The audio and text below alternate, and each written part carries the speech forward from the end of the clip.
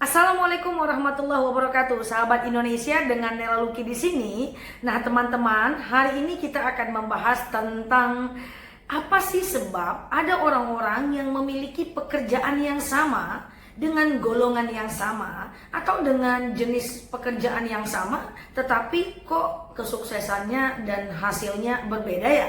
Apa yang bisa membedakan mereka semua? Nah, teman-teman, hari ini kita akan membahas terkait ini. Sebelum kita membahas tentang ini, nah teman-teman jangan lupa subscribe channel ini dan klik tombol loncengnya agar teman-teman bisa dapat video terbaru dari saya, dan lagi-lagi agar saya bersemangat untuk memberikan video-video menarik lainnya untuk teman-teman semua dan agar channel ini bisa berkembang tentunya. Ya, terima kasih teman-teman semua. Nah, kita akan membahas nih.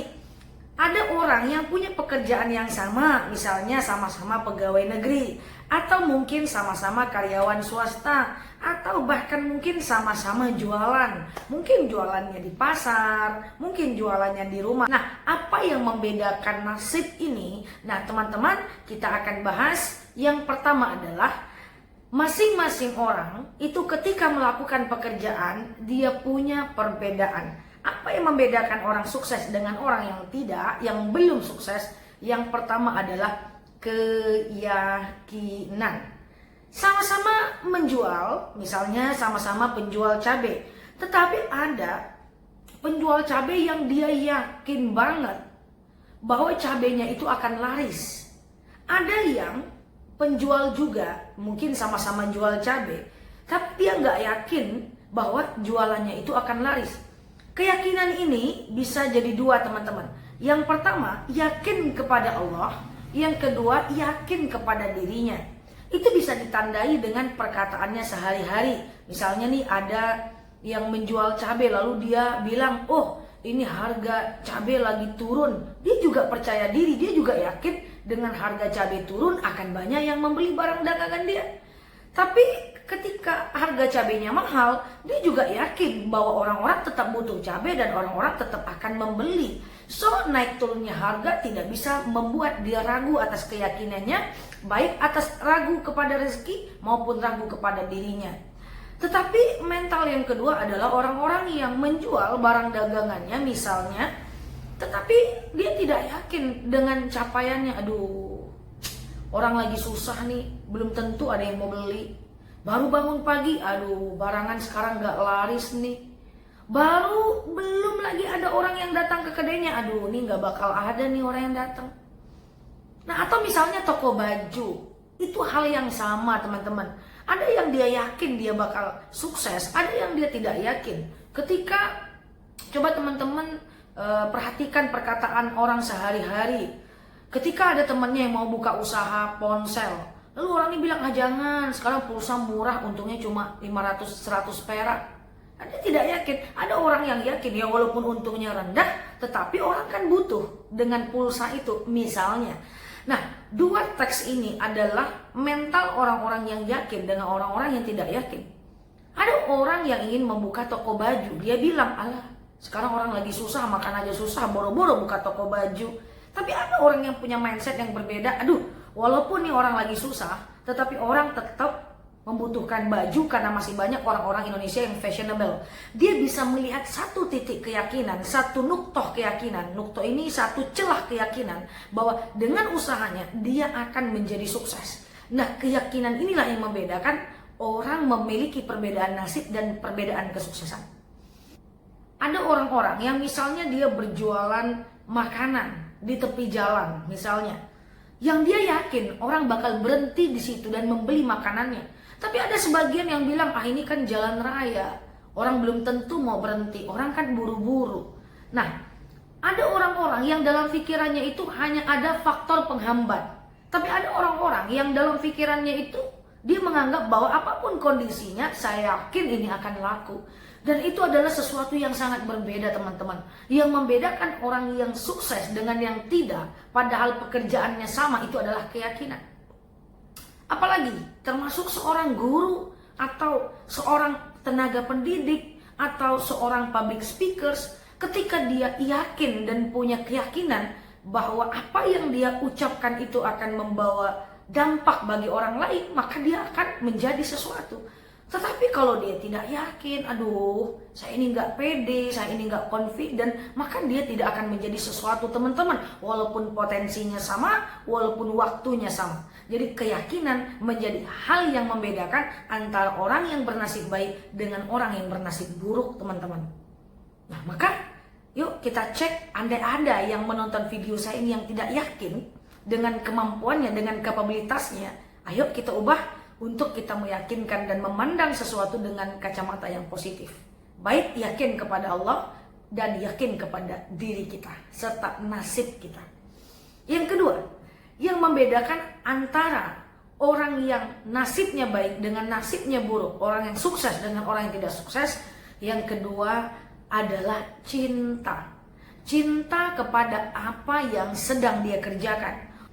Orang yang mencintai apa yang dia kerjakan, dia akan menganggap hambatan itu sebagai tantangan yang harus dihadapi. Tetapi orang yang tidak cinta dengan pekerjaannya, dia akan menganggap hambatan itu sebagai batu penghambat kesuksesannya. Sama-sama tantangan. Tetapi orang yang nasibnya baik, orang yang sukses akan menganggap itu tantangan, itu challenge, itu harus dihadapi. Tapi orang yang tidak positif, orang yang nasibnya buruk, dia akan menganggap bahwa ini adalah impossible. Ini sesuatu yang tidak mungkin untuk saya kerjakan. Nah, teman-teman, cinta kepada apa yang kita kerjakan itu akan menghasilkan energi yang luar biasa. Apapun pekerjaannya, mau teman-teman jualan online, mau kita jualan di pasar, mau kita dagangan di ruko, mau kita karyawan, siapapun pekerjaan kita, kalau kita cinta dengan apa yang kita kerjakan, maka tidak akan ada beban. Kalaupun ada faktor penghambat, kita akan menganggap itu sebagai tantangan dan bukan hambatan. Nah, tapi syaratnya adalah kita harus cinta dulu. Kak Nela, apakah saya harus mengerjakan sesuatu yang saya cintai? Oh, itu betul. Tetapi saya udah kerja nih Kak Nela, saya nggak cinta nih dengan apa yang saya kerjakan. Kebetulan nasib saya di sini. Ya teman-teman, terkadang kita tidak harus mengerjakan apa yang kita cintai. Tetapi terkadang kita juga harus mencintai apa yang sedang kita kerjakan. Nah, ini adalah dua hal yang berbeda. Kalau yang pertama tadi cinta dulu baru mengerjakan. Yang kedua, kerjakan dulu dengan keterpaksaan, maka lama-kelamaan kita akan jadi cinta. Apapun sebabnya, apapun sumbernya, yang paling harus kita tumbuhkan adalah kita harus cinta dengan apa yang kita kerjakan. Kalau kita cinta, apapun yang terjadi, kita tetap akan go ahead, kita tetap akan let it flow, kita akan selalu menjalani dengan melakukan yang terbaik. Nah, teman-teman semua, saya yakin teman-teman punya banyak pengalaman, orang-orang yang mencintai pekerjaannya. Mungkin dia adalah aktivis yang keluar masuk hutan, mungkin dia mapala yang ketemu dengan ular dia nggak takut. Orang normal ketemu dengan ular takut.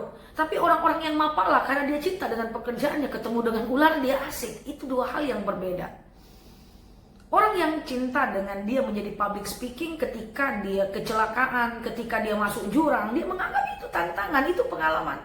Tapi orang yang nggak cinta dengan public speaking lalu kemudian dia harus mengisi acara dengan jarak yang jauh, dia menganggap itu beban. Orang yang cinta dengan jualan online, dia akan menganggap orang yang nanya-nanya tapi nggak jadi beli itu adalah seni dan itu adalah peluang. Tapi orang yang nggak cinta dengan jualan online, orang nanya-nanya nggak beli, dia akan gedek, dia akan bilang, alah lu nanya aja nggak beli. Kenapa? Karena cinta. Cinta yang akan membuat kita bertahan dengan satu pekerjaan itu. Kalau nggak ada cinta, teman-teman, maka passion tidak akan muncul, kesukaan tidak akan muncul, dan kita tidak akan tertarik dengan pekerjaan dan tidak akan bertahan lama. Teman-teman, apa yang teman-teman kerjakan sekarang, kalau teman-teman belum cintai, paksa untuk mencintainya. Kalau kita belum menemukan pekerjaan yang tepat, ayo kita kerjakan apa yang kita cintai.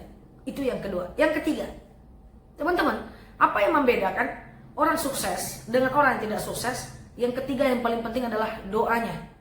Doa ini adalah senjata yang tidak bisa dikalahkan. Doa sejinul mukmin. Doa ini senjata bagi orang-orang mukmin. Orang yang sukses, dia kuat usahanya, cinta pekerjaannya, yakin dengan apa yang dia kerjakan, dan dia selipkan dengan katalisator yaitu doa. Doa ini bisa dia minta kepada orang tuanya, bisa dia minta kepada ibunya, bisa dia minta kepada orang-orang yang soleh.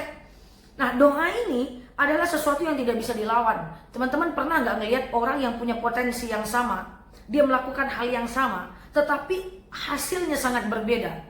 Padahal mungkin dia biasa-biasa aja, padahal mungkin dia nggak kerja-kerja keras banget. Teman-teman, ada rahasia yang nyata di balik itu semua, yaitu adalah mungkin dia punya doa di sepertiga malamnya. Nah, doa ini adalah cara menikung yang paling hebat untuk mengalahkan nasib kita. Doa ini adalah cara untuk melejit paling hebat dari nasib buruk kita. Ingat teman-teman, yang bisa merubah takdir hanyalah doa. Yang bisa merubah takdir hanyalah doa. Teman-teman, mau kita kerja, mau kita kerja keras, sekeras-keras apapun, kalau tidak ada doa yang menyertainya, maka pekerjaan itu tidak akan berkah. Apa itu maksudnya berkah? Berkah itu adalah tenang hati kita apapun kondisi nasib kita. Nah, orang yang bekerja lalu dia selipkan doa, apapun hasilnya dia akan senang, dia akan bahagia karena dia udah selipkan doa dan di sana, sehingga yang terjadi pada akhirnya hanyalah tawakal saja. Nah, teman-teman, mungkin kita lihat orang itu di depan biasa-biasa aja, tapi jangan-jangan dia bangun sepertiga malam sehingga dia lebih hebat daripada kita. Mungkin teman-teman kita kemampuannya biasa-biasa saja, tapi dia punya senjata tersembunyi yang dia simpan, yaitu doa yang mungkin kita tidak bisa melihatnya. Teman-teman, ada 3 yang membedakan nasib seseorang. Yang pertama keyakinan, yang kedua adalah cinta dengan pekerjaan, yang ketiga adalah doa. Nah, teman-teman semua, tapi memang ada orang-orang yang nasibnya ini Allah ulur. Ada yang nasibnya baik, tahu tiba-tiba turun. Ya itu biasa, itu ritme kehidupan. Ada yang dia lama banget untuk mencapai keinginannya, tapi tahu-tahu Allah naikkan pada waktu yang tidak diduga-duga. Nah, teman-teman, tentang bagaimana kiat supaya kita bisa sukses, saya akan sampaikan di video sebelumnya. Teman-teman cek video ini ya, tentang kalau ternyata kesuksesan itu butuh proses, ada sebab-sebab di mana kita bisa memiliki nasib yang baik. Nah, teman-teman semua, mudah-mudahan kita bisa yakin dengan pekerjaan kita, cinta dengan pekerjaan kita, dan kita selipkan dengan doa, maka ini akan menjadi langkah kita agar nasib kita menjadi lebih baik. Baik teman-teman, demikian dengan saya Nela Luki. Like kalau teman-teman suka, dislike kalau teman-teman tidak suka, dan klik foto saya yang ada di sebelah ini. Kalau belum subscribe, silahkan di subscribe, dan silahkan lihat video-video saya yang lainnya, dan semoga bermanfaat. Share video ini ke sosial medianya supaya channel ini berkembang dan teman-teman bisa mendapatkan video-video terbaru dari saya, dan saya akan bersemangat tentunya. Demikian teman-teman, dengan saya Nela Luki di sini. Like kalau Anda suka, dislike kalau Anda tidak suka. Assalamualaikum warahmatullahi wabarakatuh.